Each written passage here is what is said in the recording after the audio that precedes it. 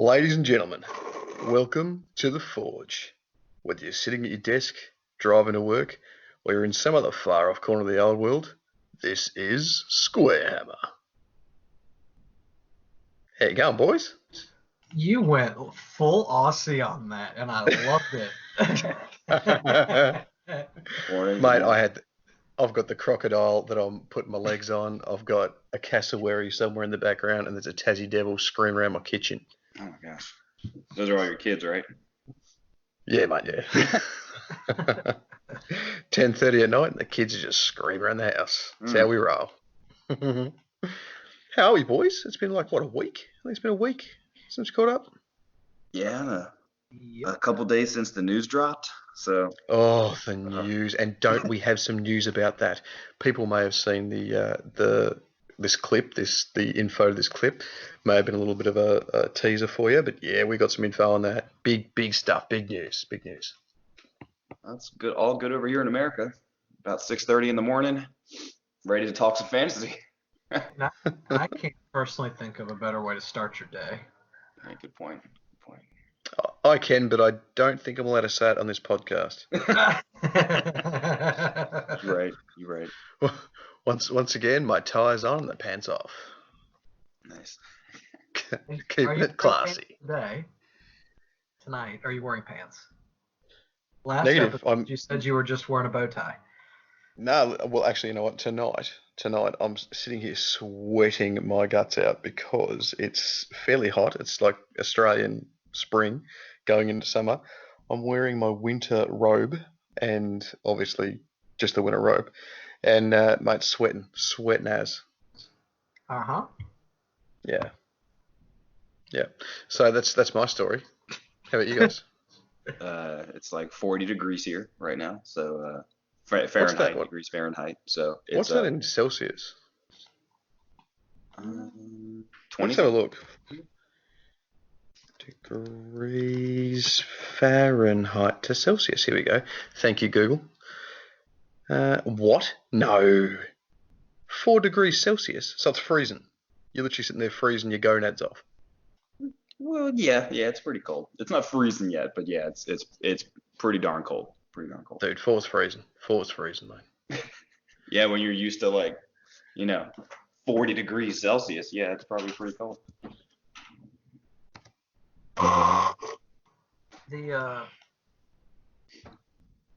So Hugh Hefner, what are we talking about today? Yeah, so we're gonna start off with some hobby talk. We will eventually talk about some Tale of 4 games, but right now, we'll just talk about some generic hobby.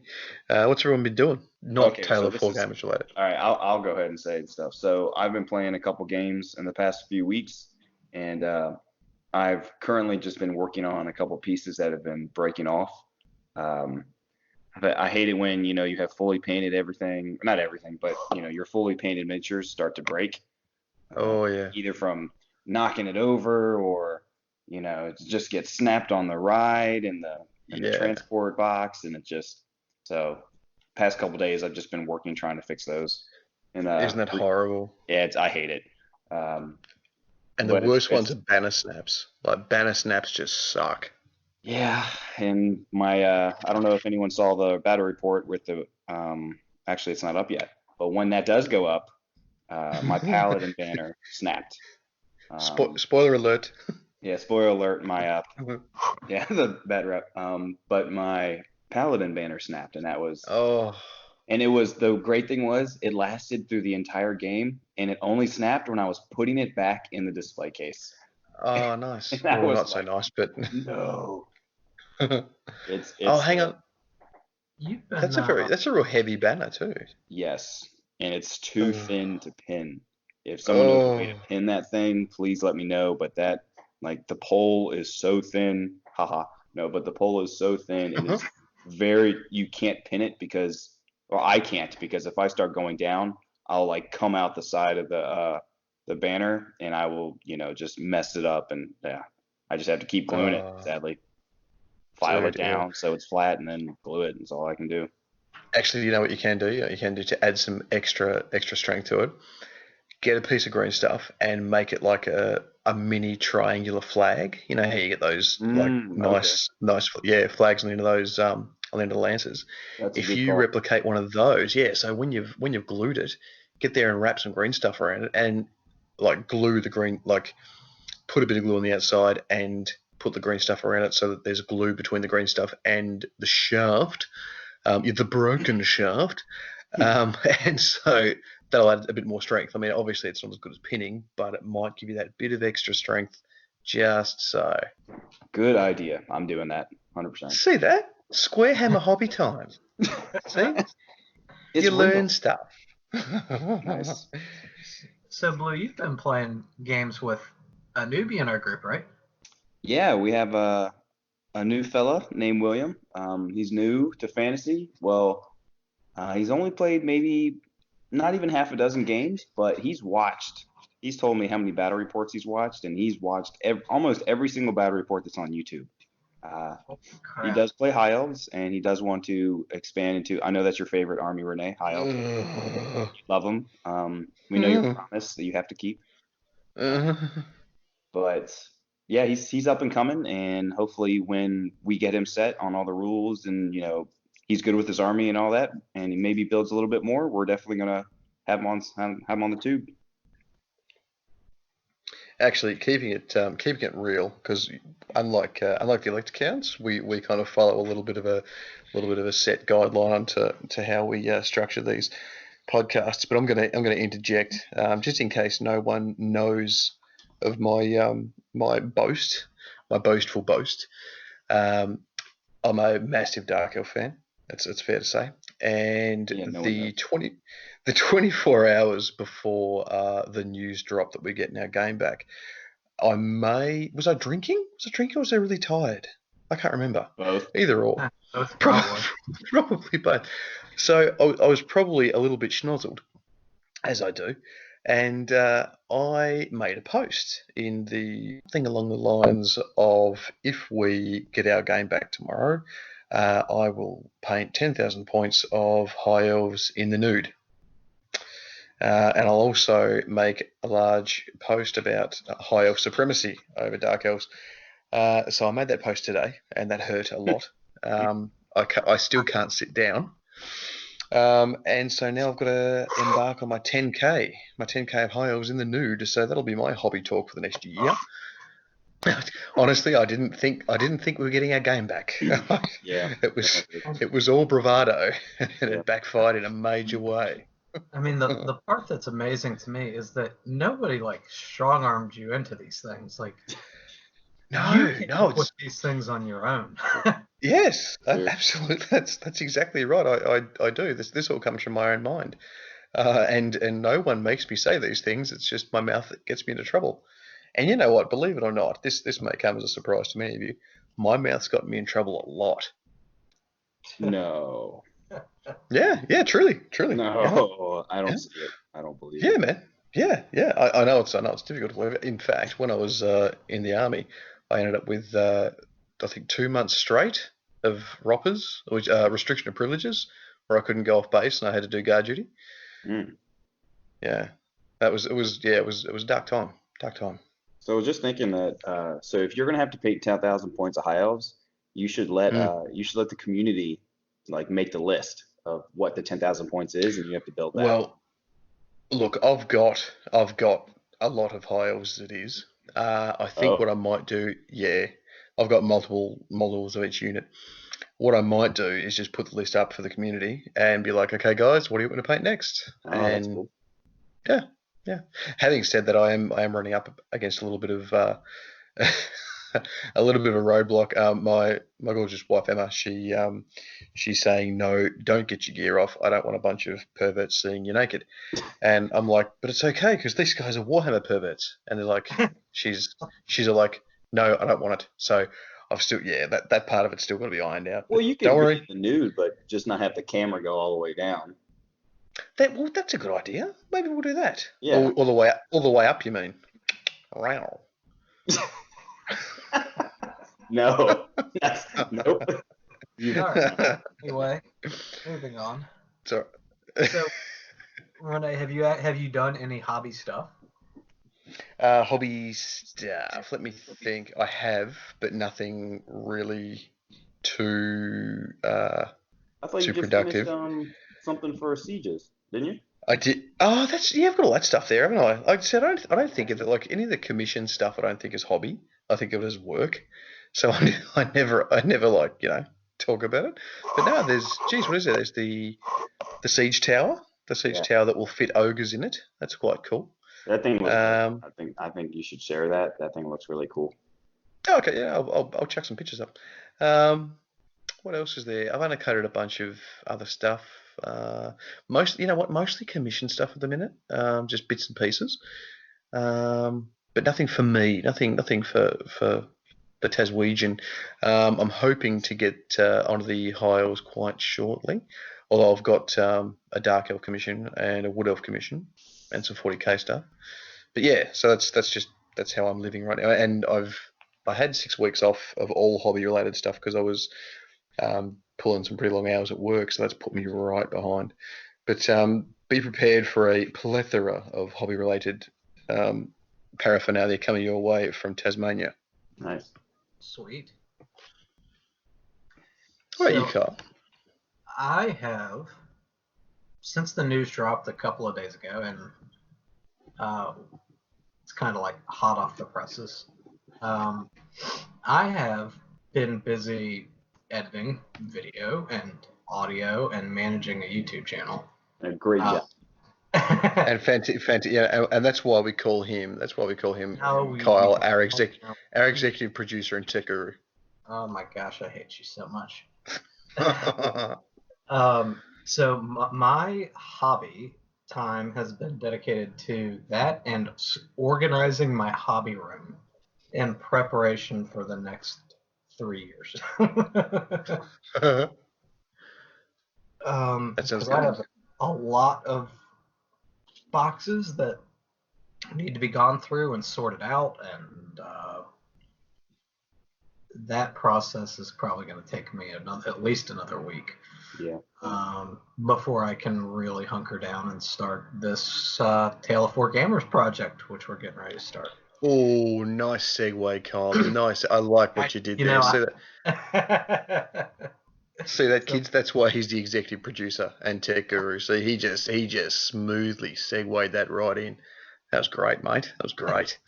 so you want to talk about that a little bit? Yeah. So on that topic, there's been a little bit of a fuss in the SquareHammer control room as of late. The community has been told that we're going to start a Tale of Four Gamers. Now this came about because our young mate David, who unfortunately couldn't be here. David was heaps keen about the old school Tale of Four Gamers that they used to have in the White Dwarfs, right? And I mean, I know I love all that stuff. Yeah, so Davo was heaps keen on Tale of Four Gamers, and he was talking about it with us, and we said, yeah, we love that stuff. And then I believe he made a post about it, and everyone else was kind of going, yeah, we love Tale of Four Gamers. So then the SquareHammer crew said, hey, let's do it.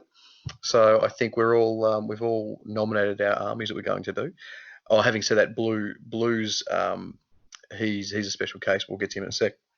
So maybe Rene, if there aren't people new to Warhammer, maybe we need to describe what Tale of Four Gamers is real quick. Right, good point. Because since the news dropped, I'm sure there's going to be a heap of new people.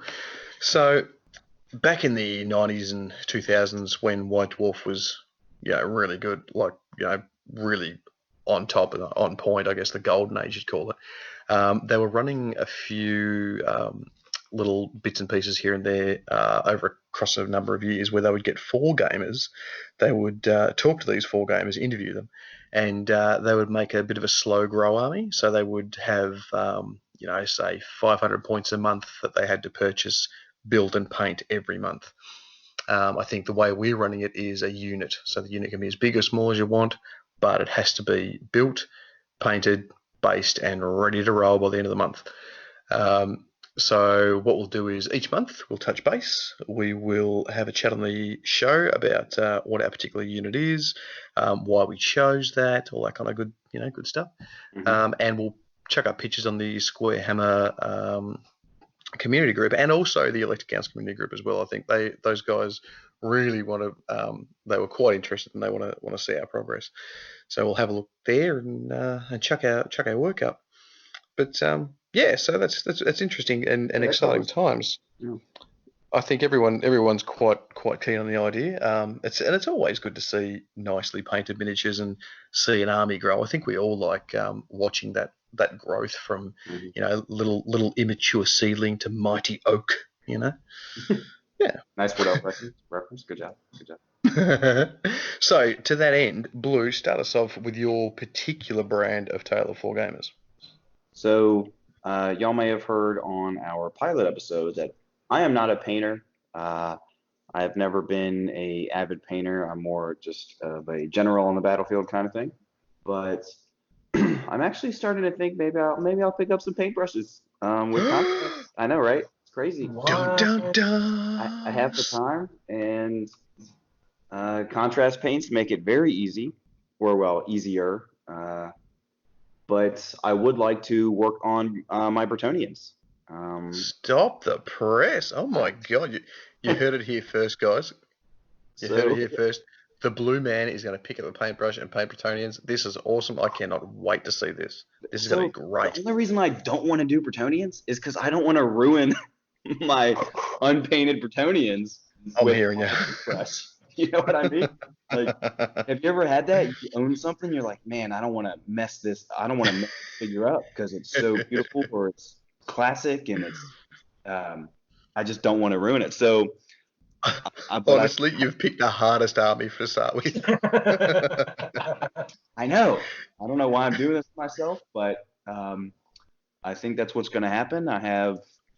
I don't know what I'm going to dedicate first, but I have 3 trebuchets, unassembled, unprimed, unpainted. I have about 30 men-at-arms, the old metal halberd ones, not the plastic ones. I think the older metal ones just look so much cooler. And then a couple characters, and that's what I'm going to work on first. Oh, and King Luen. Actually, I'll stop you there, brother. I'll stop you there. I believe that Dave's been telling people, all the listeners, that they get to choose what we work on. So I think what we need to do first is put up a list of the things we've got and let the people decide. Having said that, I've already told everyone that I'm going to make Galloper guns first, so that seems to have gone down well. Okay, well, people, please don't choose Bretonians. Let me choose something that's easier to paint and that I can mess up, and it's okay if I do. That sounds good. No, I mean, I'm impressed. I'm impressed by you. See, you. The thing is, though, Blue, you're a very driven individual. Like you're a goal setter, and you like to achieve. So I reckon you could do the Bretonians some justice. Yeah. Thanks. I lack confidence in my painting skills, at least at the moment. So I'll build them up. It'll come up. I don't know why I'm doing this myself. What a time commitment. Kyle, Big K, executive producer and tech guru Kyle. What about you? I'm doing Lizardman. I actually had an army that I sold off maybe a year ago. And I have since made contact with the guy I sold it to and bought it back. So it's probably 60 Saurus, 40 Temple Guard, like, I don't know, 50 or 60 Skinks, all the characters, Slan, a couple dinosaurs. All in all, it's probably 5,000 points. And I'm picking it back up probably some point this week. Cool. So I am super excited. Yeah, man, nice work. And I mean, I'm not a massive fan of the Lizardmen as far as like fluff and canon goes. Like their stories just don't do it for me. But I must admit, the models, I do like painting lizards, man. I like painting dinosaurs. They're really nice to paint, and you can do interesting stuff with the scales, like make them look a bit shiny for younger ones, like wet and shiny if they're younger, and then the older ones you can make look all scaly and dry like they're old school lizards. Like I think any painter and modeler they provide a lot of really nice base to work with. Yeah, a good variety because you can make them as diverse as you could Bretonians, honestly, with Absolutely. color schemes. Yeah, I've painted a lot of armor and a lot of flesh and a lot of Fur as well. cloth and a lot of fur. I'm really looking forward to just painting something that's a completely different texture. Yeah, man, absolutely. And on Blue's little assertion that you can do almost as much with the Bretonians, I would like to see a small fleur de lis painted on each scale, every single scale. I think that would look amazing. That would take forever. But that would look great if you could do it. Oh my gosh. Rene, stop giving people thoughts. See, now my mouth's getting you into trouble. Perfect way to use it. So what do you have at your in your Dogs of War armory? Yes, well, okay. So Dogs of War. So these are quite cool. I've got a fair bit. I'm not actually sure off the top of my head exactly what's there because I did buy a heap off you, and I've also expanded that since then. What I might do is I might chuck up a big list of what I've got and let the people decide. I could paint some lizards. I've got Tucci, Hoochie, Bucci, Coochie, Brucci Raiders. I could do them. I've got the Marksman of Marigliano. I could do them. I've got the Leopard Company. I could do them. I've got a fair. I've got Golfags Ogres. I've got a fair bit. So I'll chuck them up and let people decide. But I think the first unit, I think we get to decide, boys. So I'm going with the Galloper guns. I like artillery. I was saying to Blue before I was in the artillery in the army, so it's a good place to start. Do you have the that horse-drawn chest with that? No, I need that so bad. The money chest, yes, with the little Sultan guy on it. Yeah, that's right. Paymaster.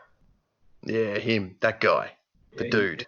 It doesn't like every turn the opponent has to. I think they have to roll or something, or be like shocked by the gold, if you lose the chest or something, your whole army like can break because they're like, hey, there's no chest. We're leaving. It's basically like a battle standard bearer. So everyone within X amount is stubborn, or gets a reroll or something like that. So you can basically have 2 battle standards in your army. It is pretty effective, man. Same as the pikes. The pike formations are quite good because they're like spears, but you get to fight an extra rank again. So they're kind of like high elf spears.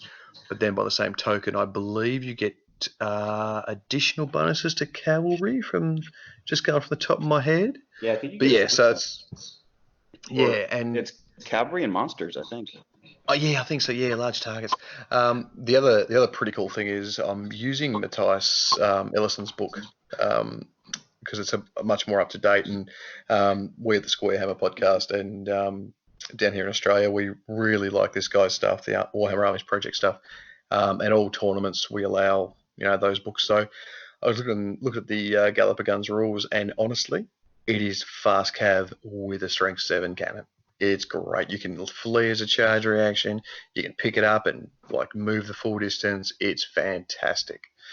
So look out for those on the battlefield near you. It's like an ogre iron blaster, except better. Yeah, exactly. More, I guess, like a Loathen Sky Cutter, maybe. So about the same distance you can move. And having said that, though, you can move you can have 6 of these guys on the battlefield. They're all doing it. It's great. Wow. So yeah, it's and fires using cannon rules. So it's a decent bit of kit. Do you know what color scheme you're going to do on your Dogs of War, or is it going to be different per unit?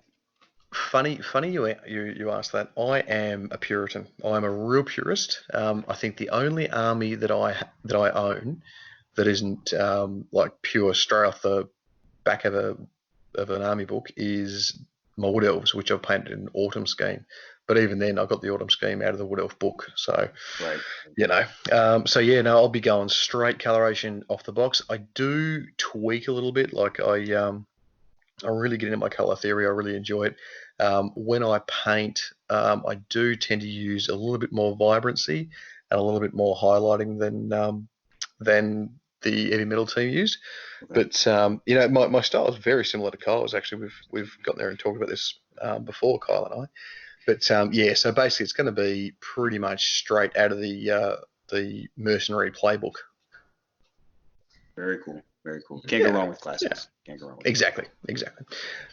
So to that end, Davo's doing a vampire counts army, and I believe it's going to be all bones. It's going to be Heimlich and Krell, and he's going to do Barrow kind of army. I believe he's going to go all skeletons, and spirity kind of stuff. So hex ray, spirit host, that kind of thing.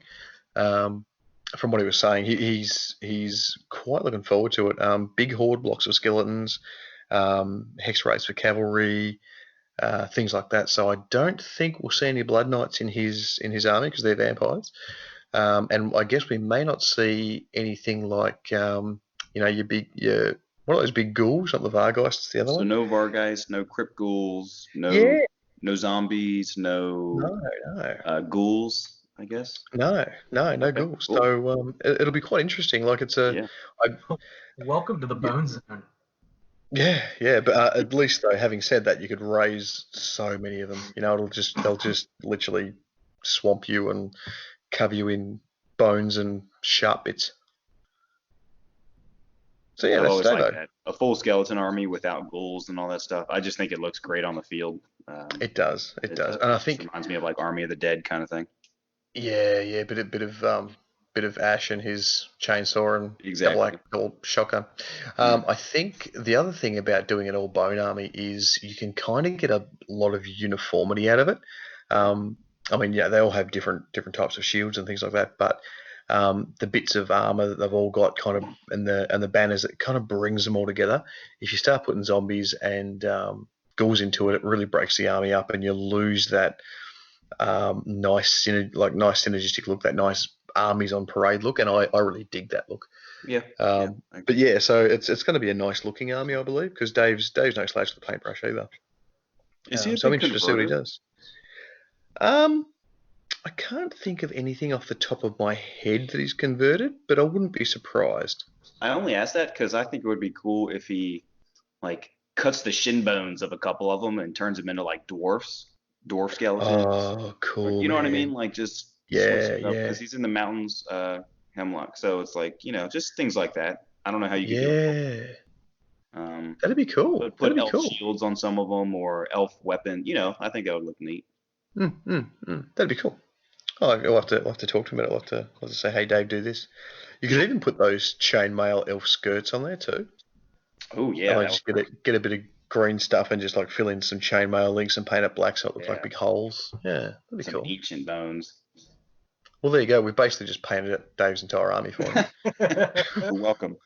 He's gonna look at this later and be like, "What were y'all thinking? I hate that." That's just like you. Oh well, we said it. The community agrees. You're doing it. Exactly. So I guess what Dave will do the same as us and just put up what he's got and let the community decide what he paints. Cool. Yeah. And we're planning to do when we release this, it's 500 points due at the end of December. Is that what we're trying to shoot for? I think just a unit due. So that's end of December. So we've still got a couple of weeks to prepare. But so we'll chuck all this up. We'll maybe even chuck up a couple of pictures of our befores and afters and get the community behind it. If the guys at home want to paint along, they're more than welcome to. We'd love to see your stuff. This is the People's Podcast, guys. We love having you listening. We do this more for you than us. We really enjoy getting feedback. We really enjoy talking to you guys. So we'll get you on board and see your stuff too, and let the community see it. Cool. I'm looking forward to it. Yeah, absolutely. Me too. I'm getting hyped thinking about painting again. It's kind of weird that I haven't had that feeling in like 10 years. Well, considering that you're going to be painting little fleur-de-lis on all of Kyle's scales. Oh yeah, once I get an expert, I'll just pass them along and give me about a year per Lizardman because I think there's like 100 scales on each one. That's it. One scale every 3 days. Perfect. Sheesh. So as many of you listeners know, because we got a lot of Electrocount listeners as well. I think SquareHammer and Electrocounts have become a little bit synonymous. We're kind of doing it in tandem now, so we're getting a lot of cross pollination with not only listeners but also different stories and things that we report on and things like that. So Kyle and I had the honour of once again talking to Matt Ward. Brought to him some questions from the fans, and as well about his new book release.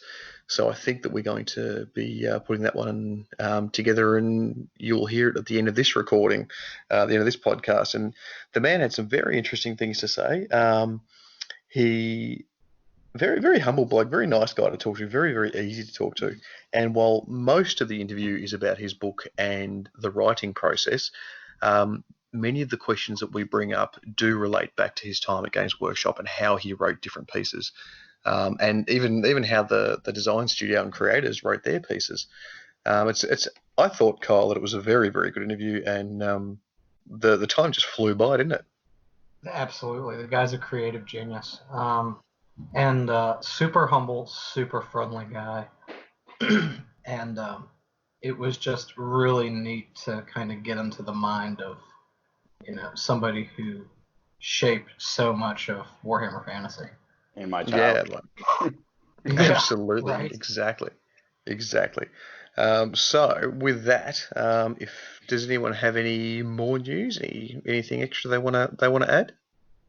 Well, I'm just excited to see how much activity there is on the SquareHammer site, and even just all the Warhammer Fantasy Facebook sites. People are showing all sorts of models they want to start painting, or that they have painted, or what they're looking forward to. There's the hype is still going, and the conversations are still going on. So Absolutely, I'm just loving it. I'm just loving it. That's all that's what I had to say. 100%. It's funny you mentioned that. I didn't sleep. I think, what did I tell you, boys? I had about 5 hours sleep In like 2 days, 3 days. in the 2 or 3 days since the it dropped. I think the news dropped. Yeah. You guys, we have a group Facebook chat that like we plan all our upcoming events and upcoming podcasts and YouTube videos on, and I was just constantly in that group just chatting like a million miles a minute, and the boys are like, "My God, don't you ever sleep?" And I'm like, can't sleep, too excited. And then I would go through fits of crying and weeping tears of joy, and then elation, where I'd be firing off heaps of messages while the boys are trying to sleep, and it would be 1 o'clock their time. And I'd be like, dude, calm down. We know what's coming back.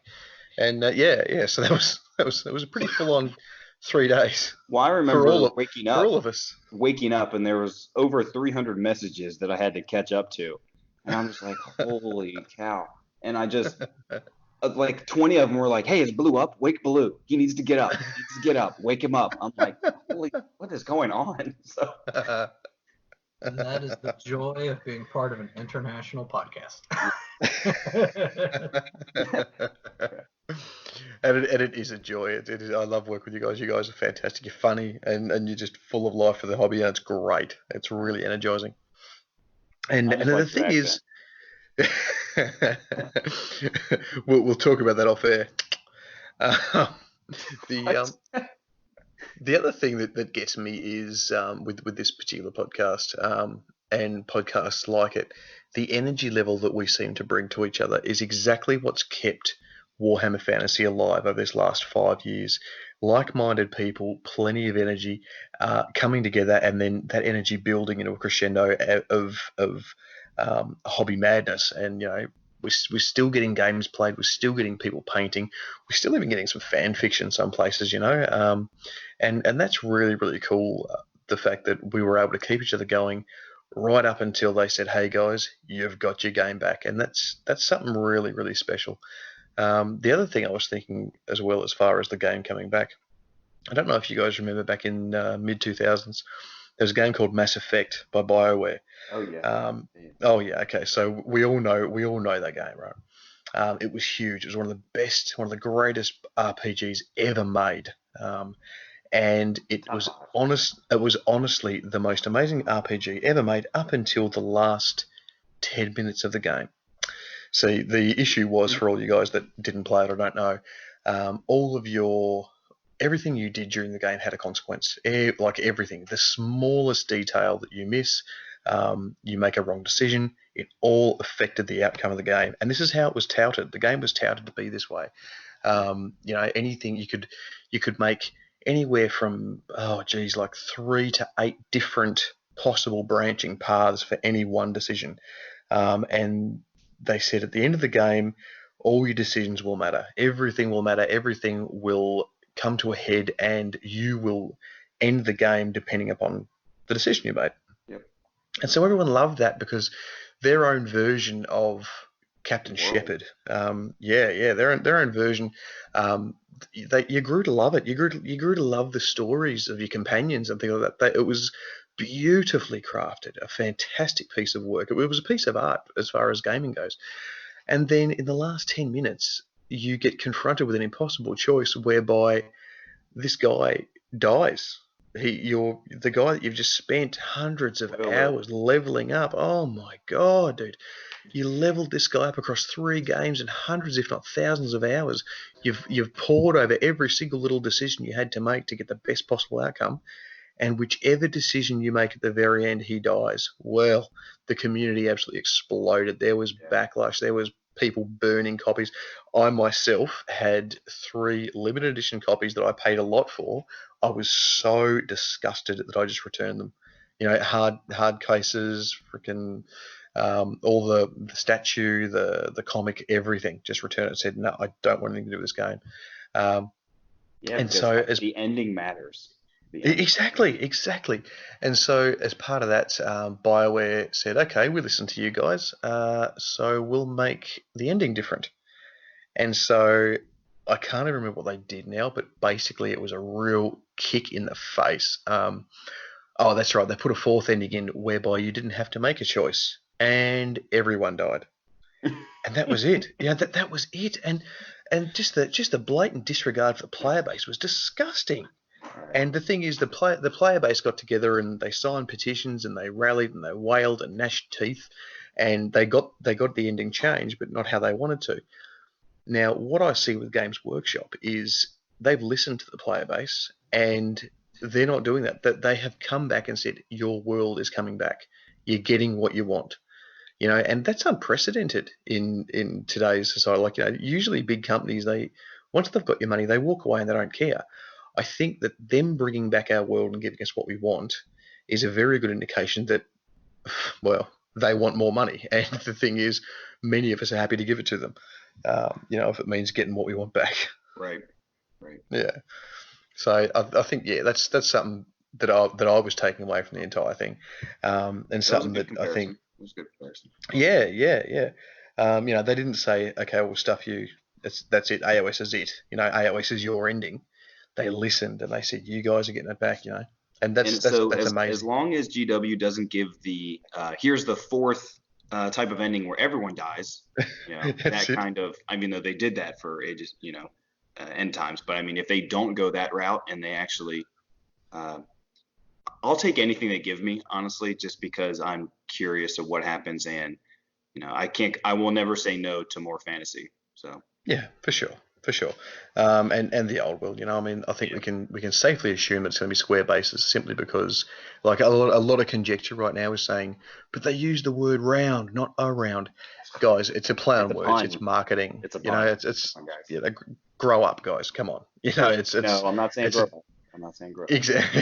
It's a tongue in cheek. I'm still playing with toy soldiers, so I will never grow up. Yeah. Fair enough. Well said, Blue. Well said. But seriously, guys, I guarantee you that whoever came up with that meme is not a member of the design team. It's somebody in the Warhammer community department. Yeah. It's gonna be okay. Yeah. Someone in marketing. I think I'm going to go on record right now, boys, as saying we will get square bases back. It'll be rank and flank, and we're going back to the old world. Now, the rest of it, it's completely up for conjecture. We know that the Games Workshop say that in their article. I believe they did, but people are still carrying on with this bloody round thing. Oh, well. So I'd say yeah, People I just don't know. like to But speculate. It's all they theory. they do, Everyone likes to they do. theorize, and But I've universe seen is some filtered. theories. I've seen some theories that say there'll be Stormcast as well. So who knows? But Okay, but GW, listen to me. Please do. If you're listening, do not put Stormcast in the old world. That's all. That you know what? Anything else you do, fine. But no Stormcast in the old world. It just wouldn't make sense. Now, it if wouldn't. you It bring back wouldn't. Sigmar, the human Sigmar, okay, I'm all about it. Absolutely, exactly right. And as we know, they listen. They listen to the show. They enjoy the show.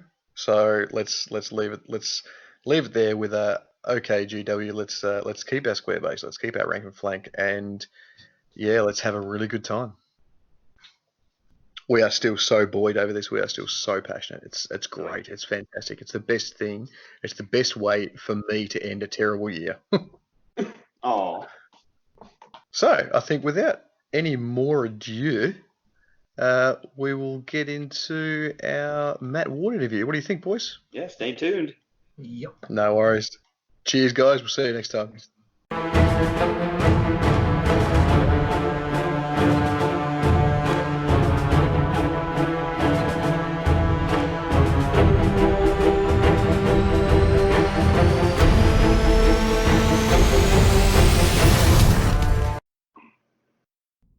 Morning. Mr. Matthew Ward, how are you, mate? I'm not so bad. How are you? Mate, honestly, I am flying. I'm absolutely elated, and all the other adjectives that mean a person's happy. but also a bit tired. What time is it over there? It is. Honestly, I don't even know. It must be about 8 p.m. But I stayed up for the announcement last night at 3 a.m. my time. The big Square announcement, and then I was too excited to sleep. And then I don't think I got to sleep till about lunchtime today. And then I had to get back up again at 7. Well, it's exciting times anyway. Oh, very, very. I'll start out by introducing our producer and tech whiz, Kyle. Oh, you're Kyle, Mr. Ward. you're too kind. Hello, Kyle. How are you doing, Mr. Ward? Yeah, I'm not too bad. It's yes, it's the weekend. That always makes things a little bit easier. So, Right. How about yourself? The weekend. I'm doing great. It's 4 a.m. over here, so I'm bright-eyed and bushy-tailed. Oh my goodness. I was telling Rene earlier I'm on a IV drip of Starbucks this morning, so I'm just fine. Is bushy-tailed and dishevelled of fur the same thing, Kyle? No. Oh, well, I've been there. I've been to the early morning wake up calls with the illustrious international guests. So I'm feeling you, brother. I'm feeling you. Yeah. So yeah, Matt, big news the last 24 hours. I am just over the moon with that. Is there any little part of you, any of that little war gamer from pre-games workshop days that's all squealing with excitement? I think I'm too far away from it at this point, to be honest. I'm really pleased for the people who have wanted this to happen. I think it'll open up a lot of doors, and it'll make give you that little bit of a fresh injection into what you're doing. But it's not something I don't really wargame at all these days. So it's kind of something that exists in a different world. Yeah, fair enough. I think, well, I mean, you're kind of full up with everything else, really. I mean, the international book extraordinaire, and and I've been seeing plenty of Mandalorian posts too, coming my way. Are we excited? I won't get to see that until next year because Disney Plus isn't out over here until about February, I think. Oh, really? Yeah. Oh. It's very strange. Having said that, I know exactly how that feels because there's a certain book that I'm waiting for that's not hitting me till later this month. And I've been all over the interwebs talking it up, and I can't read it yet. Would you know anything about that? Yeah, I think that'll be coming. I think 26th of November is what I heard. Yes, that's So. that's where I've got my alarm clock set for. So, Kyle, I think you were having a bit of a gander at the Legacy of Ash, weren't you? Yeah, so I I obviously listened to the first interview that you folks did with Mr. Ward, and it definitely piqued my interest. So I've done a little bit of perusing on it. I'm excited. Cool. It looks good. It looks good. I think for those listeners at home that may not have heard the initial interview we did with Matt 3 months ago, we touched on his other works, short stories and things that he's been doing, and this is Matt's first real big novel to hit the shelves. Very much, I believe, Matt, you said in the same vein, with that kind of dark fantasy feel that Warhammer had as well. Would you say that's a fair kind of call? Yeah, I think that's fair. They're not the same, but they're not a million miles apart. I tend to characterize it as if you have a line, and on the one end you have things like Lord of the Rings, and the other end you have Game of Thrones in terms of the tone. This is somewhere in the middle, which is where I would see Warhammer sitting as well. Absolutely, that's really cool. So when you get your big blockbuster HBO series, are we going to be seeing as much nudity as was in Game of Thrones? I wouldn't have thought so, but I think if that happens, that's probably a very, very, very long way in the future. So, but that's all right. So you've heard it here first, guys. Matt doesn't think so, but we're not saying no. So tell us a little bit about it, Matt, without giving away spoilers, because honestly, I don't want spoilers. It will just ruin my month for spoilers. Oh, that's the thing to be holding over you. What's the? Can you give us a bit of meat on the story without giving anything away? Is that possible? Let's see what we can do with it. So it's centered around a divided nation that's beset by ancestral enemies, and unfortunately, due to a rebellion long in the past, things are not so good with the sort of the center of the nation of Tresia, which is in the north, and then the province in the south, which is the South Shires. And there's still rebellion brewing, but as the war starts to look even more inevitable than it has done in recent years, the choice then becomes as whether they're going to stand together or whether they're going to try and take different advantage of what's going on. So some people want to fight the invaders. Some people in the south want to actually take the opportunity to join the invaders and then be free, and so on and so forth. So it's a lot of conflict between characters. Absolutely. I've often wondered, like, I think all of us have had a bit of a crack at creative writing at some point or the other. It's just kind of the nature goes hand in hand with making Warhammer armies and wanting to make a story and things for your armies. I think a lot of the guys that I've talked to, and myself included, we can't seem to break out of that questing novel, Lord of the Rings-esque, go from point A to point B to destroy C and thwart D. How did you come across, or how did you come upon the idea for this book and really break out of that really kind of almost rote fantasy-esque, by the numbers kind of story?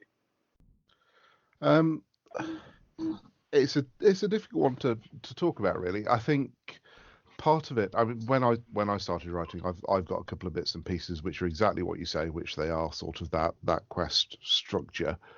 Go here, do this, save the world, that sort of thing. And I think part of it is the transition from, which you see in a lot of fantasy books.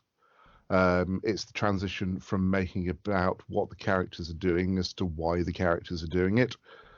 Yeah. Because what I tend to find, to be honest, is these days I tend to end up creating the characters and give them all things that they want to do and make sure that those things are in opposition, and then I let them run from there, really. So The actual narrative unfolds as a result of what the characters want to do. I had an endpoint for this one. I knew what the culmination was going to be, but most of what happens in the middle, once the characters were created, then it was all about making sure that they were doing what seemed right for them.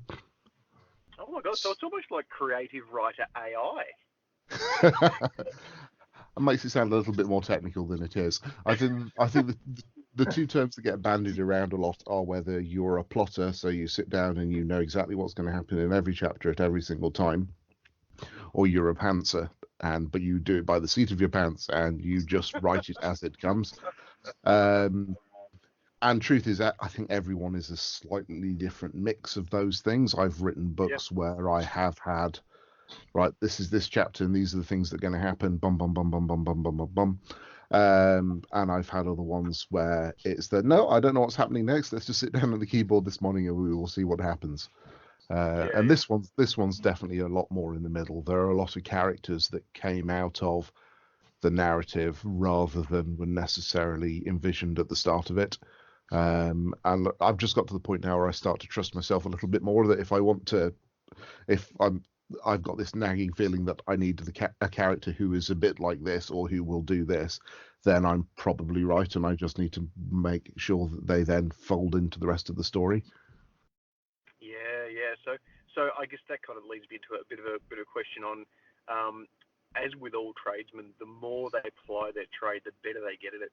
Would you say that that little bit of a nagging feeling you were talking about, would you say that was honed over your years doing the creative writing for Games Workshop and other pieces like that? Would you say that that feeling and that intuition, I guess you would say, for and of your trade, would you say that it's come through your years of writing? I guess honed, I guess, is the right word. That intuitive kind of spark. Yeah, I think anything that you'd actually do benefits from experience, because even if you're not actively aware of the things that you've learnt along the way, it's still there bubbling along in your subconscious. I'll often park a lot of my issues that I run into when I'm scripting something or plotting something. I'll just leave it in the back of my brain, knowing that it will then bubble up and sort itself out at a later date.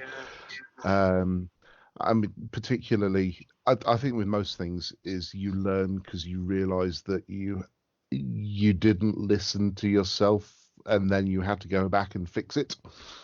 So I had that quite early on, about 5 years ago, with another book I wrote called Queen of Eventide, and there was a character in that I was umming and ahhing about including, and in the end I went back and added her in, and it made so much more sense of what was going on.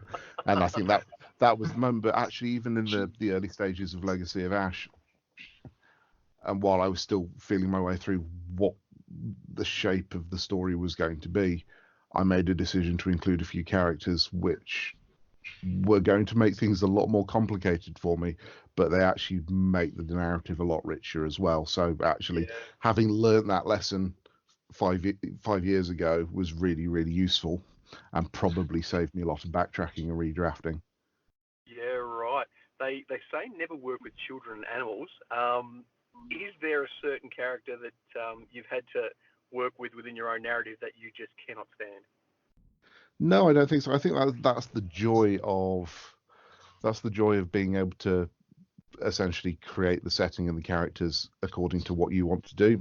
It's also hugely practical as well, because every character has to kind of have a little bit of you in them, otherwise you can't actually get under their skin and make them function properly. So while I'm not saying that self-loathing isn't necessarily a useful creative art, I don't think you can hate any of your characters all the way, because not even the ones that do terrible, reprehensible things, because you've still got to be able to empathize, if not sympathize, with what they're doing. Have you ever, on that same subject, have you ever written yourself into a corner where two characters are trying to do two different things and it just does not work, and you had to scrap it and try again? To be honest, I've not hit that problem. I think the biggest issues that I tend to have is that I sometimes have a slightly hazy idea of where I'm going with something, and as I get closer and closer and closer to it, and going, well, what was the thing that I was going to do? So again, in Legacy of Ash, there are a couple of characters that are introduced, and they serve sort of similar functions. And I knew all along that probably both of them weren't getting out of the book alive, but I didn't know which one. So, Oh my God! Oh, Is there any puppet master action there where you've sat there and written a character and gone, oh, everyone's gonna love this guy, and dead? no, I haven't really done that one. Not in this book. I have one.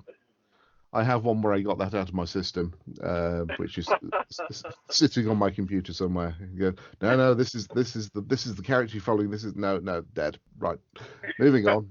But no, I think there are the nature of the setting and the narrative. There are deaths that will take people by surprise because it's that kind of story, or at least hopefully they'll take people by surprise. I've kind of low-key spoiled that people will die in this epic fantasy book now, but that's probably all right. I think it's expected now, and I think in today's age where, I mean, things like Game of Thrones where you can't tell who's going to die, and I think popular culture, modern popular culture, I think we can't be sure that our favourite character is going to make it. At some point there, I'm not sure where, I think late 90s, early 2000s, the good guy didn't always win. And I think that... That sounds like a 90s thing. When we're going into stories now, I personally, when I'm reading things and going into new stories, I'm kind of filled with trepidation, especially after Game of Thrones, thinking, oh my God, are the guys that I'm going to start to feel for going to make it through. So it's good to know that that there's none of that kind of almost nasty, vindictive, vexing kind of character slaying going on. That's made me feel a lot better. Makes you feel a little jaded. I mean, we're also scared to fall in love with characters in the books we read now because of the way that stories of late have gone. I think absolutely. I think there's just a stylistic thing, isn't there? I think Game of Thrones has been such a hugely powerful influence, and of course, we shouldn't forget there are lots of fantastic fantasy books out there being written by other authors, but the sort of the cultural sweep is very much determined by Game of Thrones at the moment. So there's a lot of people looking at the success of that and going, well, how does that work? What makes that work the way that it does? And actually, that anyone can be out of the narrative at any moment is absolutely one of its hallmarks. But I think, as with most trends, it will pass. It will become something else because that's what trends do. Yeah. There was I'm not sure if you would have read much of his work, but an author named Brent Weeks. He has come up with some fantastic stories, and the hallmark of his work. It's quite funny. I got into it while reading Game of Thrones, actually thinking, oh, is everyone going to die in this one too? But he doesn't quite do that. He's more the old school fantasy where good's good, bad's bad, and good triumphs over evil.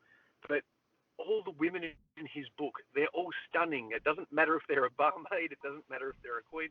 He always describes them as absolute stunners, and it has me in stitches because it doesn't matter if she's a beggar on the side of the street. When you wipe the mud off, she's absolutely gorgeous. As far as aesthetics and things in your books go, do you have any kind of I guess preconceived idea of, oh, this girl's going to be the femme fatale, this one's going to be the tomboy, this one's going to be the girl next door that's going to be the beautiful swan from the Ugly Duckling? I think approaching all the characters, I try to look at just what their personality is more than their appearance. I'm dreadful for physical descriptions, actually, because I often have to go back and put them back in, because even though I understand that they're in my brain, I get nervous when I see a huge wodge of it in text, because I feel like it's then slowing down actually the story and getting in the way. but then I have to admit defeat and go back and go, no, this is what the character looks like. It's fine. But I always try to make sure that we've got a mix of characters in there. I think one of the strange moments when I was writing something years and years ago was when my wife pointed out that actually, no, while I had several women in the book that I was writing, she said, well, does some of these other characters actually need to be male? Can you switch some of those over, because it changes it? And actually, so I did that, not with the ones she suggested because it didn't quite gel with the thing in my head, but I did switch a couple of them over, and since then I've ended up with a much broader, diverse with a small d, range of characters in the book. Because it's that strange thing is that I want, while obviously it's a made-up setting, none of this really exists, none of these people are real, I do like, and I do think it's important that fantasy books actually sort of look like the world outside your window, even though they aren't. And I think that's something that it's something that huge strides have been made with recently. I think it's important. It's quite a hard thing to do without it looking like you're trying to make a point, which of course I'm hugely undermining by saying now that I've made a point of doing this.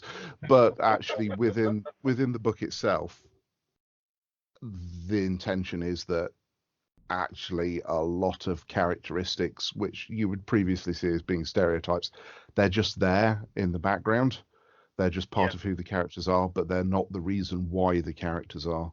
That sounded horribly pretentious, but hopefully it made sense. No, definitely. And I think you hit the nail on the head there.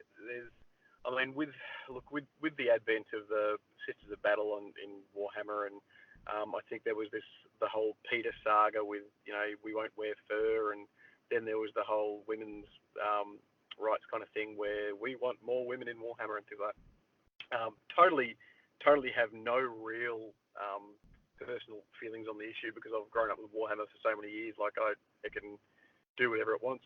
But I think you're right as far as people want a reflection of the real world, something they can kind of feel connected to in the fantastic, in the fantasy realm.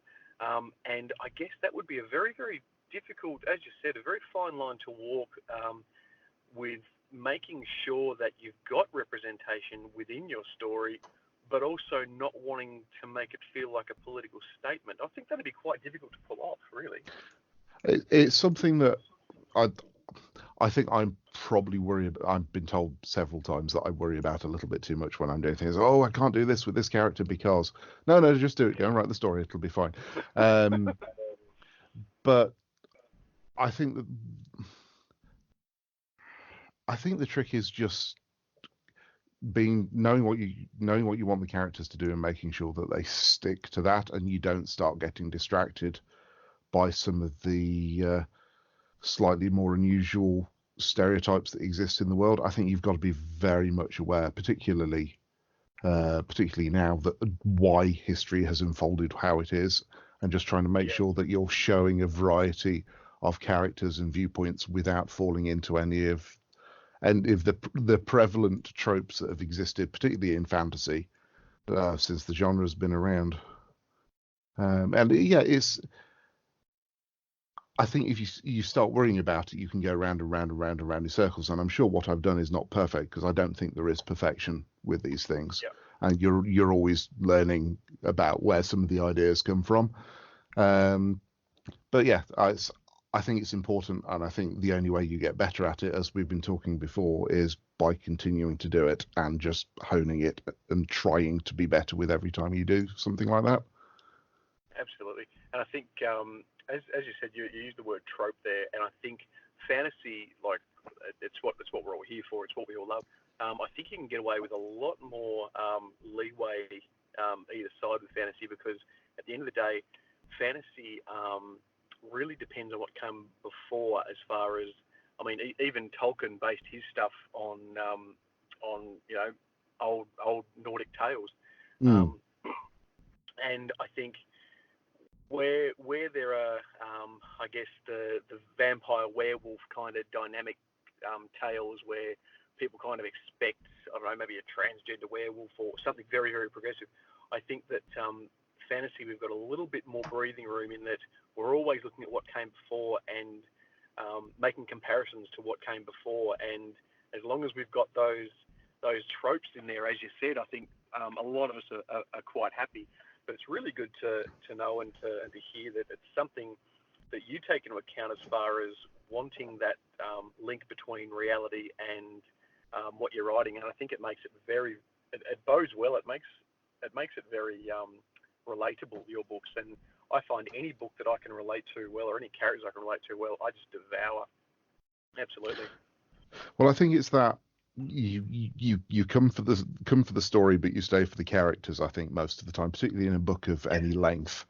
So yeah, hopefully that is what I've done, and I think at the moment it seems that the people who are reading it are enjoying it, so that's good. And obviously it's going to get a larger audience at the end of the month, and then again next year when the paperback arrives. So we will see.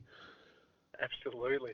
Speaking of moving along with the story, have you been to any signings? No, I haven't. That's not something that we've done at the moment. I don't know whether we'll end up doing that a little bit next year. All of the hardbacks, obviously, that have been released in the UK are signed, but those are sort of signed as a central thing. There's not been a sit down at a table job for this yet, but who knows what will come in the future. Yeah, I mean, surely it's got to happen.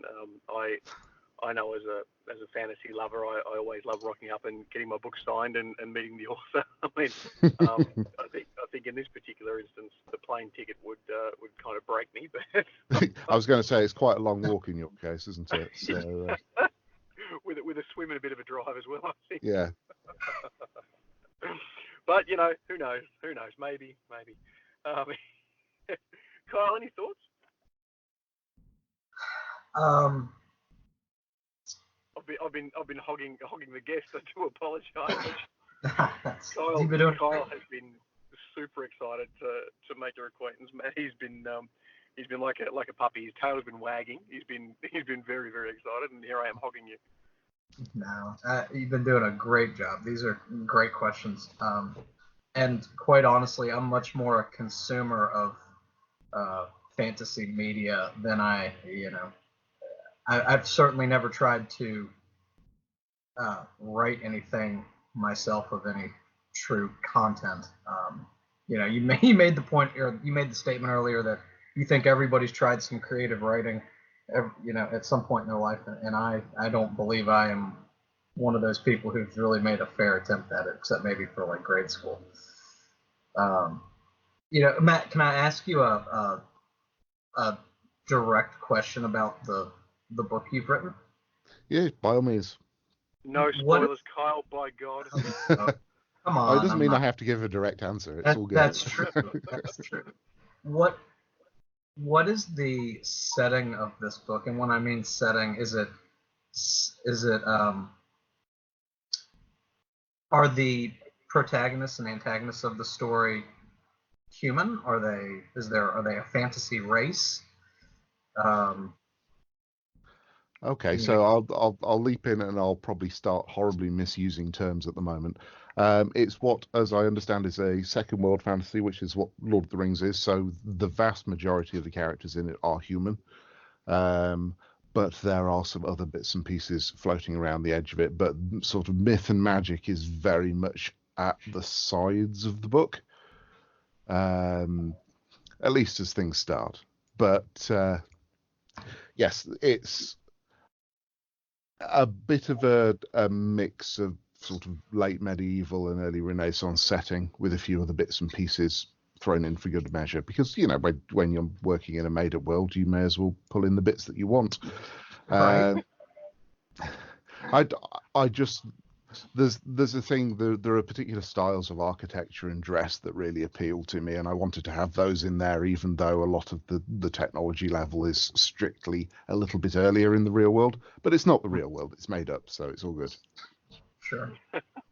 Did you draw your inspiration for the setting from anything?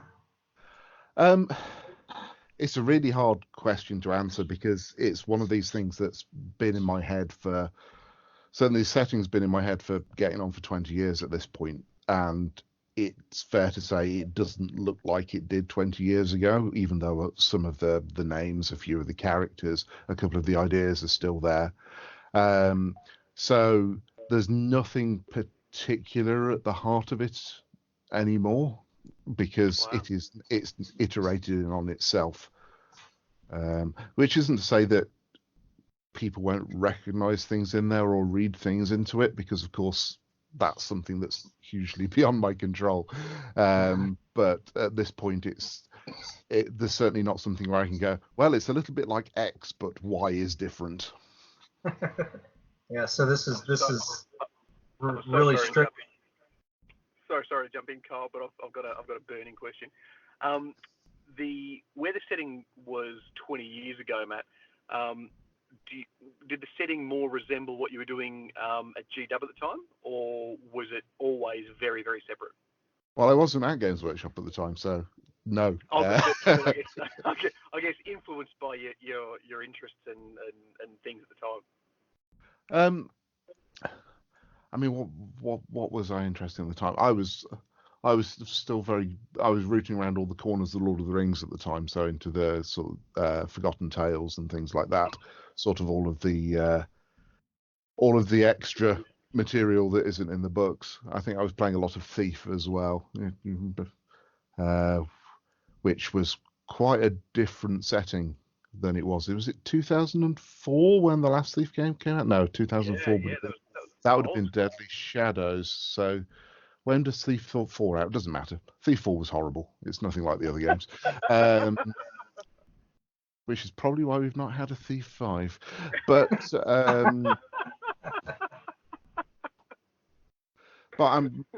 my overall influences have generally stayed the same over the years, because I grew up on things like the sort of classic Doctor Who series and Star Trek. There was a wonderful program over here called Robin of Sherwood, which was a much more fantasy take on the myths of Robin Hood. So while sort of the core thing was very much played straight, there was mysticism floating around the outside, and the idea that there were witches on Mont St. Michael, St. Michael's Mount, trying to summon the devil and things like that, and then Herne, the spirit of the woods, being the one that gave Robin his power.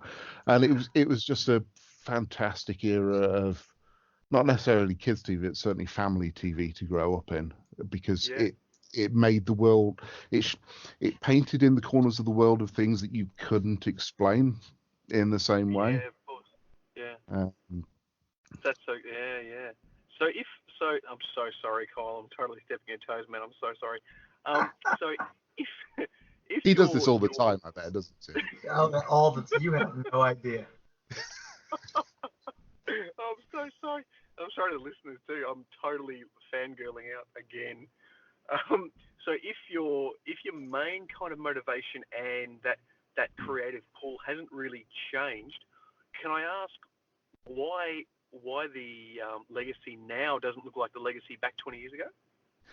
Well, we've touched on it a little bit before, which is effectively you learn new things, you look at different ways of doing things, and it adapts to match that. So we've talked about some of those bits and pieces about sort of the transition from quite very straightforward quest-based and fantasy, which obviously quest-based fantasy doesn't need to be straightforward. Yeah. And sort of trying to make the actual setting look a little bit more like the world outside the window and make sure that the characters come forward rather than the plot. So that's a big part of the change, actually. It's about things that I've learned along the way. Yeah. Because again, I mean, certainly over here, sort of fantasy when I was a kid was some of the things that I've talked about. Obviously, sort of Warhammer was part of that as well. There wasn't a lot more of it because, of course, there was a rash of fantasy movies in the 80s, things like Krull and Princess Bride and a few other bits and pieces. But in terms of it actually being around and being a popular thing, wasn't so much. I had never seen anything to do with Dungeons and Dragons till Baldur's Gate came out, because Wow. it was just one of those things that hadn't really taken off. So I don't know whether it's true of the UK as a whole, but it certainly hadn't taken off where I was. So the closest thing we had was the Fighting Fantasy books, which were started by Steve Jackson and Ian Livingstone, who were themselves the founders of Games Workshop as well. So it all sort of becomes this strange sort of sense of gravity pulling everything back in. And I did love those because they had a whole. There was no attempt at the start in the Fighting Fantasy books, I don't think, to create a continuous setting. Particularly, it was just what would make for a great book, and then later on they try to bring a little bit of sort of consistency to it and set things in separate continents and this, that, and the other, and bind everything together. Although there's one that doesn't fit terribly well. It's the only copy that I still own, and I'm looking at it on the shelf now. It's called Robot Commando, where you're effectively fighting a transforming mech while herding dinosaurs in space. In space. It's in space. So, well, on other planets anyway. So technically in space. But yes, that was something quite special. Given that I think the one immediately before or after it is also the Tomb of the Lich Lord or something like that, where you're very much straightforward, classic fantasy. And then yes, now I'm piloting Starscream while fighting dinosaurs. Maybe Livingston was trying mushrooms at the time or something. I don't know. That sounds great. I'm just going to see if I can reach you without pulling the headphones out of the socket. I'll tell you who wrote it. Is that it?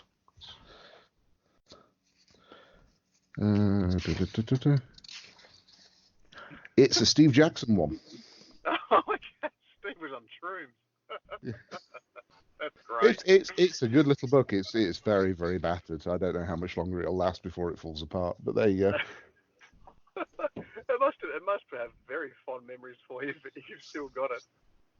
Yeah, and yeah, by Chancel Design, I've just realised it's on the shelf right in front of Grimlock as well, so that's quite good fun. That's fantastic. Okay, I'm so sorry, Kyle. I've completely derailed you for the last 20-something minutes. Back to you, bud. So this book, your book, Matt, Legacy of Ash. So that is the first book of a trilogy, right? Yes. Have you started working on the remaining 2 books? So the second one is currently going through editorial. That's great. And yes, I have started the third one. So this isn't going to be one of those that lives in limbo, at least not as far as I'm concerned. I still have a very production line mentality about things, and that is something that I take away from my time at Workshop, because you get one thing done and then the next thing needs to be done after it. You don't really get to take that much of a break between projects, and that's still with me. So for us, no Patrick Rothfuss action. So for us laymen, how long does the editorial process take? I mean, so you start writing the book, you finish writing the book. Mm-hmm. How long does it take from the time you have finished writing the book until the time it hits the shelves, generally? Is there like a gold standard for the timeline? I can only tell you what my experience has been so far with Legacy of Ash, whereas Legacy of Ash, the edits came back, I think, at the end of last year, and obviously is out in the UK now and out in Australia in a couple of weeks' time. So that one has been about a year end to end. This one, I would imagine, will be roughly the same, perhaps a little bit shorter, but I don't know for certain because that's kind of out of my hands. And it also depends how many edits we need to make on it as well, because obviously that's always a factor. Sure. That's interesting. I would have never thought that it would take that long from the time you finished your writing until the time it actually kind of gets clearance to hit the shelves. Well, but if you think about it, makes sense. I think if you think about it as well, though, there are a lot more steps in the process that are invisible unless you're involved in it. So the book has to be laid out. You have to get the cover design sorted out. You have to make sure that it fits into the release window that you want it to. And then you've got all of the actual physical logistics of getting things to the right places at the right time and all the rest of it. And that all makes lead time happen. So it's not just about the words. It's one of those things that's quite easy to forget about books, is that, yeah, my name's on the front of it. There are a few more names on the inside of it for the people who've designed the map and who've done the cover and bits and pieces. But there are so many people involved in the process, front to back. It's quite terrifying, actually, when you get down to just how many people interact with it before anyone sees it in the real world.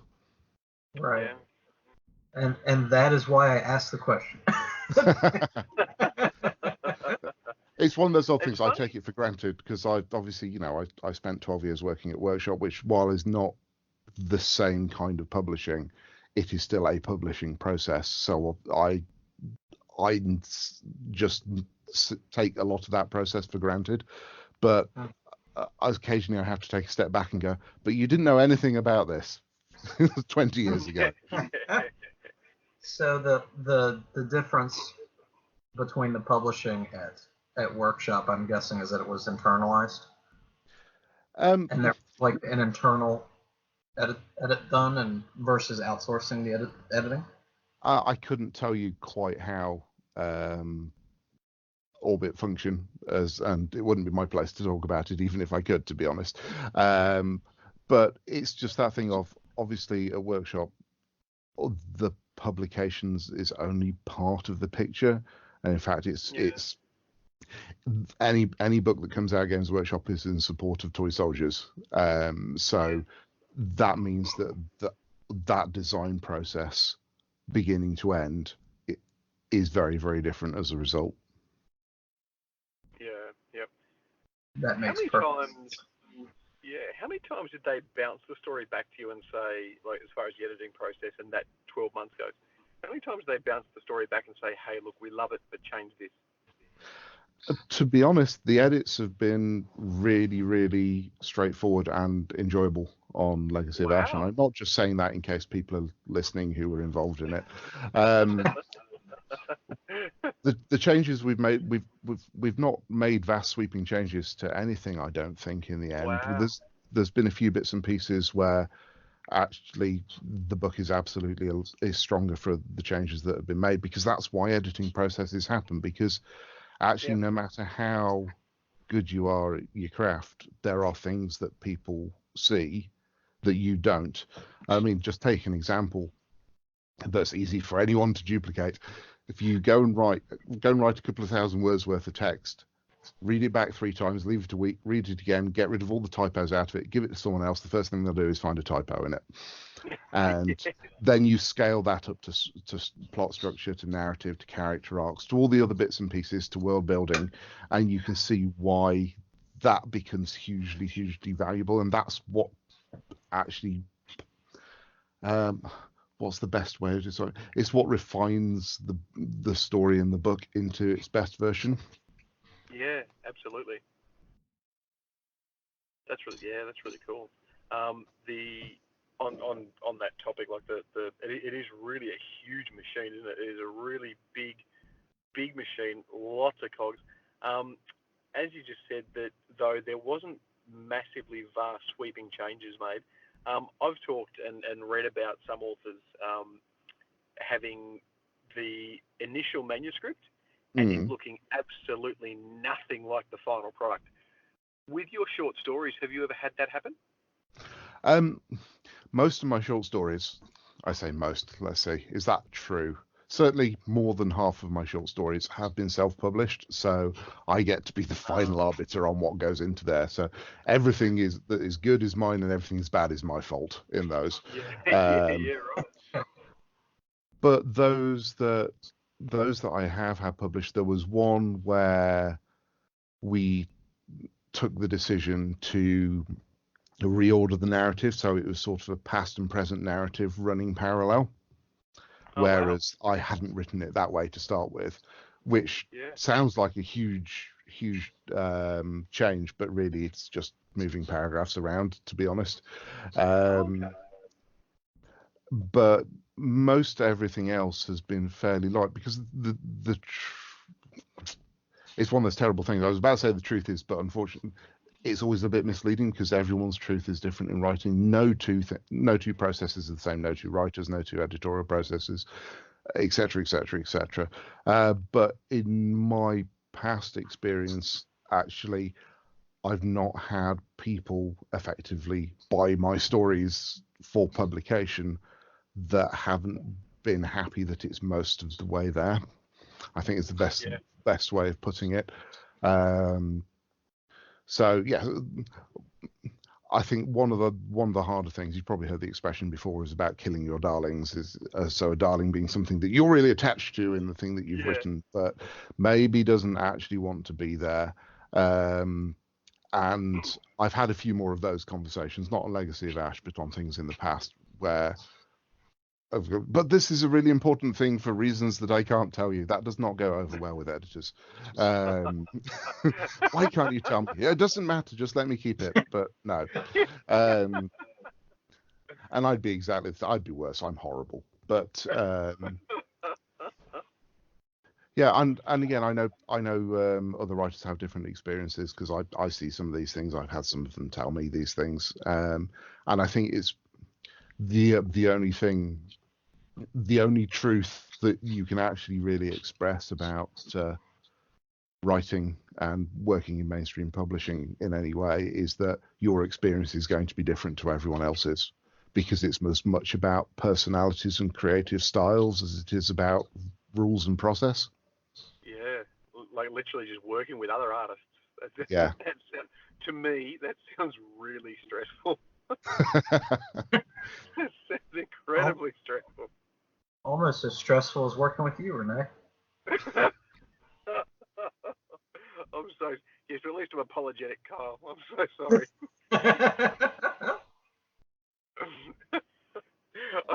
I'm well aware of my internal little girl screaming that I'm talking to Matt Ward.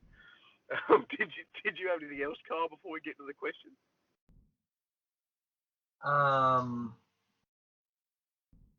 No, I don't think so. I think that's very insightful, Matt, and thank you for kind of letting us in behind the scenes of the creative process. That's I have learned more in this 46 minutes and 45 seconds than probably I've ever learned about creative writing. So appreciate it. No problem. And I'm just wetting myself even more for the 26th now. Honestly, this has just been a massive fangirl moment, really. Okay, producer and tech head Kyle, take away with the questions from the fans. Yeah. So I'll just go through this list. I keep in mind that I have very little context on some of these questions. So of all the characters you have had to kill off, both in the Warhammer universe and in any of your personal stories, who was the hardest and why?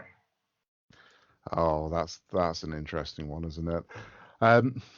I'm dreadful when it comes to killing off characters, because I tend to realize too late that I need to do it. Because I don't like it. I like this person. I want to do more stories with them.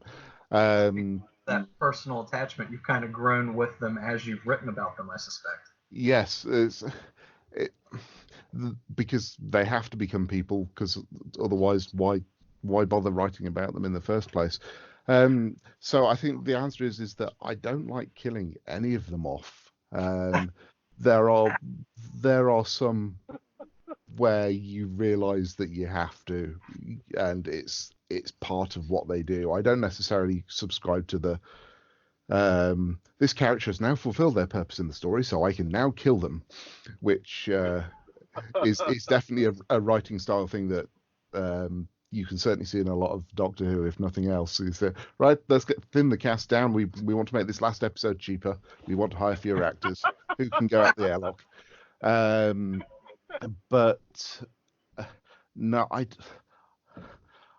think if I'm doing my job right, they should all hurt. So little bits and pieces, like killing Core Hill, I think in End Times was that was a hard one, because even though he was sort of set up to fail, because he was trying to stay true to precepts of honor and duty, and it was just leading him into a terrible place. And by the time he realized that he'd crossed the lines, it was too late for anything but the last noble, well, sort of noble sacrifice. That was a hard one. It's never nice putting people through that, even when they're made up. Yeah, and his kind of exit from the End Times. I mean, there was no. Oh man, how do I say this gently? It was a not the shiniest way to go. I mean, No. he was that poor guy was brutalized for several paragraphs.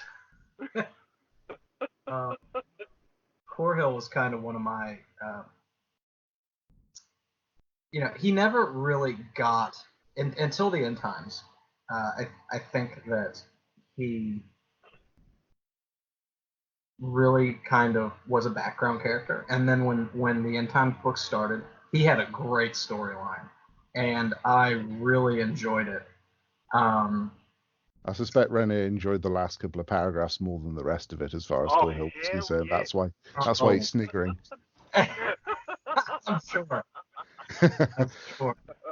I think it highlights something that was really important about the End Times. I think I said it before, which is, if you're going to do something like that, you need to try and make sure as many characters as possible from the setting get to do something that's memorable, even if their moment of vindication is some way after the fact.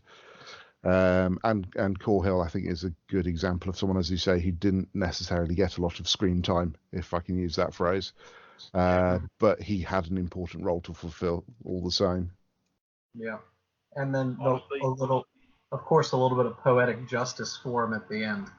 Yes. With, of course, being the victim of his own acts.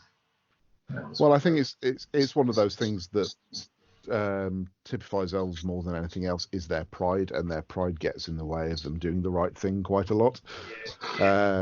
So he kind of gets to be the, if you excuse the slightly crosswise word, he gets to be the avatar of that. Yeah. The poster child, if you will. Yes. Now, so refresh my memory, Matt. You obviously worked on Kane. Yes. Am I remembering correctly that you also worked a little bit on Glotkin? No, I didn't work on Glotkin at all. Glotkin was all Phil Kelly. So I wrote about 2/3 of Nagash alongside Jeremy Vitok, and then all of Archaon at the end. So I kind of had the beginning and middle and end of End Times. Okay. I'm going back in my mind to think about which of our favorite heroes kind of fell in those 3 books. Talaris fell. Yeah, we don't need to talk about Talaris on this show. that was a Is real he even a character? Oh, you struck me, Matt. You struck me real deep. Matt, did you were you the particular author who wrote about Cetra's end, or was that your partner? That was Jeremy. Jeremy handled most of the Neokara stuff, and I was up in the old world with Balthazar Gelt and all of the vampires. Well, not all the vampires, because there were quite a few down in the south as well. But yes, I had the empire aspect of it, and the little bit of elf story that came through in that first book. Mm-hmm. Rene, what was your favorite glorious death scene in the End Times? actual glorious.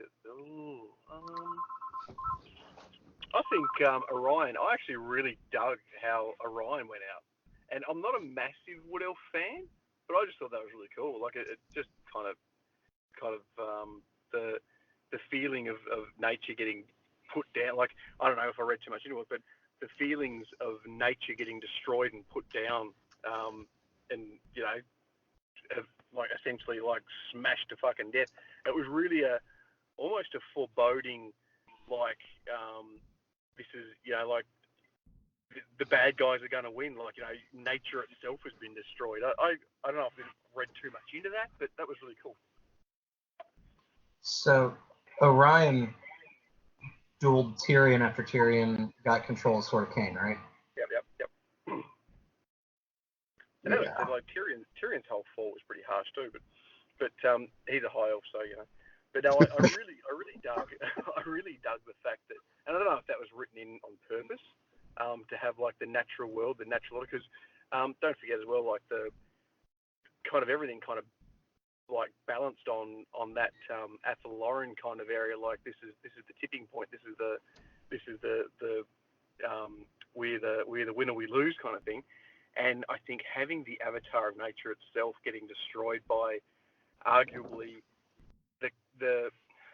he wasn't chaos, but he was chaotic, like a chaotic character.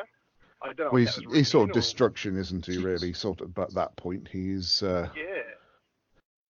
I don't know if that was written on purpose, but to me, the parallels between nature getting taken out and by that chaotic nature and the actual overall story arc ending with chaos destroying everything, I really dug that, and I didn't kind of see that until the very end, and I've looked back and gone, wow,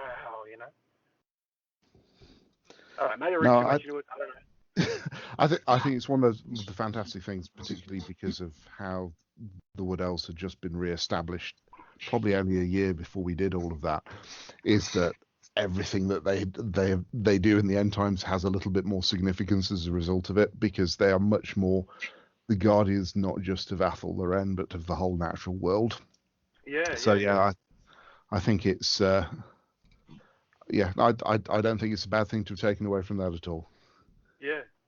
It was really. I don't want to use the word powerful because it's a little bit fucking. It's a little bit rote, but it was really to look back on and sit there after you've closed the last page, like after you've closed the back of the book, and you look back and you're just kind of consuming everything and consuming the story, and then you go, this was it. This shining beacon of light in the old world that is Tyrion, falling to essentially chaos and madness, like trying to stop chaos and madness, and then that destroying the natural world and the avatar of the natural world. It struck me. It really struck me. And I guess if I wasn't banging on about Dark Elf so much, I probably would have talked about it a lot more. But that to me, that's something that I really took away from the entire story. That synergy. It was really amazing.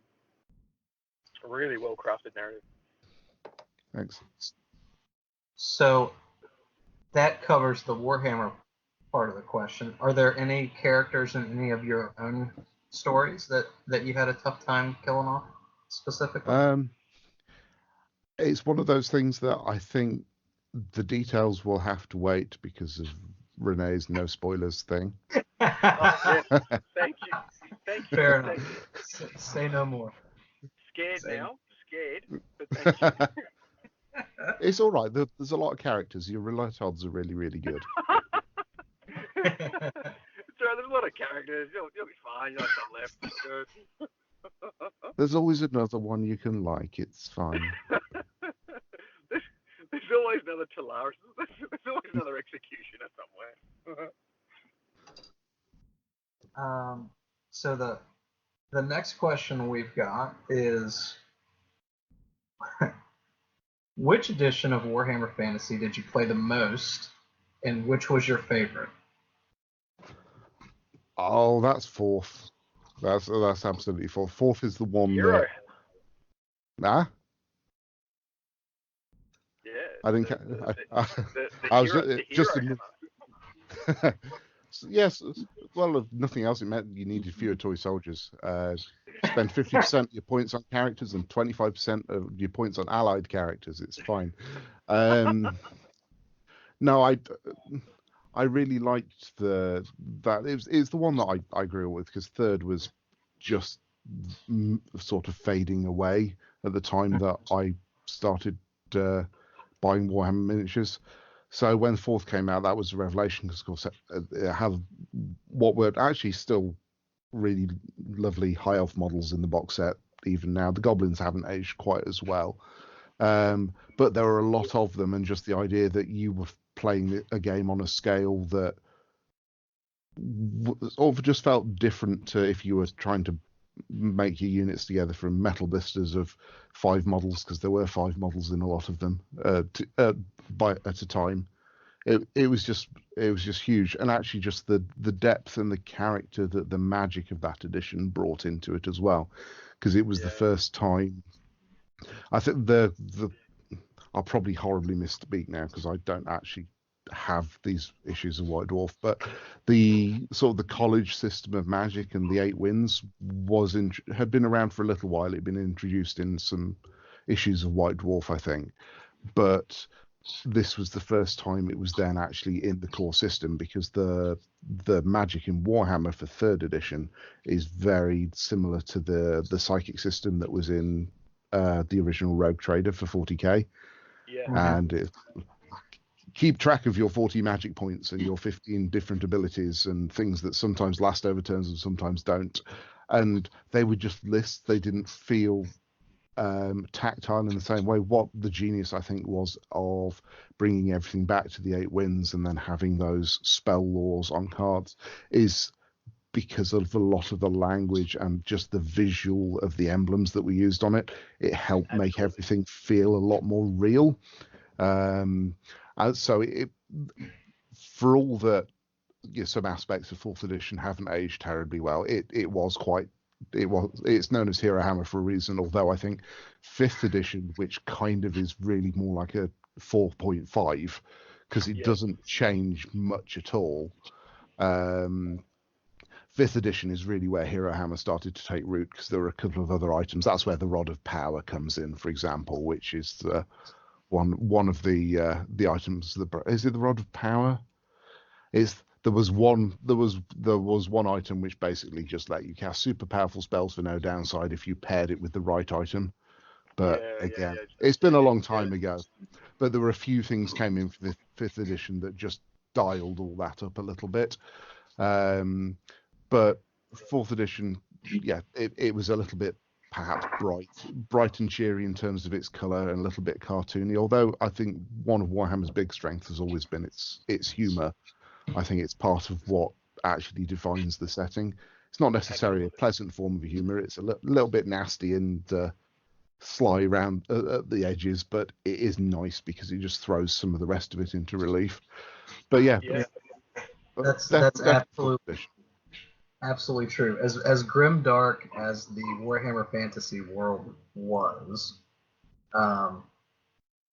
there's always an orc there for a little bit of comic relief, right? Yeah. And that's honestly, that's something that we could get into for like 2-3 hours. The 80s punk rock era anti-establishment, where what was he called? Nemesis the Warlock, kind of very political motivated kind of thing, like, where GW kind of started. And it's always kept that very, very, maybe not towards the newer stuff now, because it takes itself a lot more seriously now, but that thin thread of tongue-in-cheek that it started out with, I think you're exactly right. Like it's still got that, despite being grim dark. There's always a little bit of tongue-in-cheek, something to break the tension. Matt, did you play? What was the last version of Fantasy that you really played? Well, the last one I really played would have been 8th, which happily is the last version of Fantasy.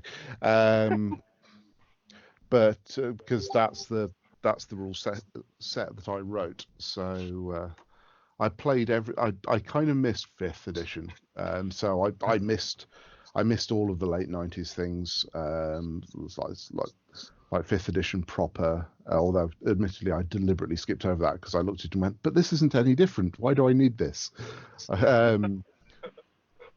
Which, you know, I don't think has been a problem with Warhammer ever since, actually. Even 6th to 7th was a bigger change. But anyway, details. But things like Mordheim, for example, I never played because I was away from it at that point.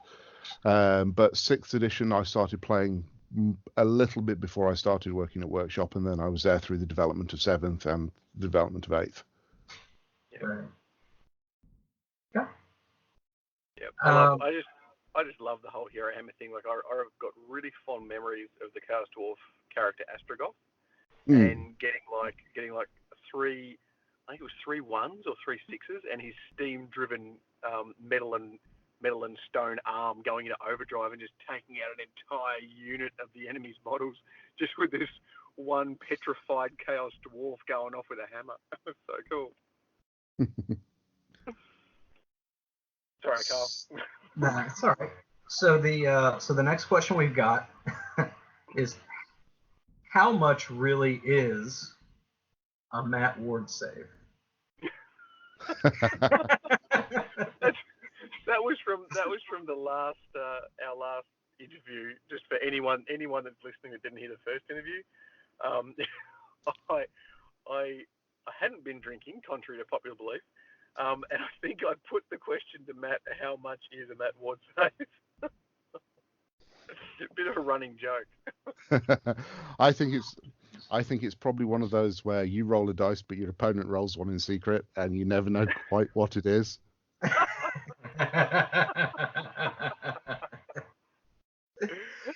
More effective at times than others, I think is probably fair to say. Oh my God, the fan base. Oh my God, what do you guys do to me? All right. All right, better question. Have you played Total War Warhammer or Vermintide? I've not played a huge amount of Total War Warhammer, I must admit, because I came in on the Total War series sort of with the first one, so the very first Shogun Total War. So I have played all of them, and little by little, it's like anything else where you've got something that comes out on a regular basis. Almost like your Call of Duties and your Battlefields, is that you really love about 3 or 4 of them, and then you're looking for something new. So I've played a bit of it. I've enjoyed what I've played, but I've kind of moved away from the series now. Yeah. Because I mean, Total War does a lot of Total War Warhammer does a lot of really great things. Actually, it's a wonderful reflection of the Warhammer IP. And there are just a lot of wrinkles in there that make it different to the previous one, which I think would have been Shogun 2 at that point. But yeah, as I say, it's not something that I've been able to spend a lot of time with because I played things like both of the medieval ones and the original Rome to death. And I sort of have flashbacks while playing it. But I've done all of this before. But it's a great game. It's a wonderful place to come in on the series if you're not used to, if you've not been there for 20 years. As for Vermintide, as I mentioned last time, I'm actually these days I'm a creative consultant on Vermintide, so I do play that a little bit. Creative consultant being a very loose term for I've written everything for Vermintide. It's not quite I've written everything. It's more that it encompasses the other bits and pieces that I do around the edges of it, because I do consult on a lot of the design work as well these days. So I was in London actually just a couple of weeks ago. We were doing another set of recordings with the voice cast and this, that, and the other. So yeah, I get around a little bit with it. Basically, if you've played Vermintide, guys, you're literally in Matt Ward's head playing with his pieces. That's essentially what you're doing. He is all over this stuff like white on rice. This is pretty major. Right. Well, going back to Total War, I completely understand,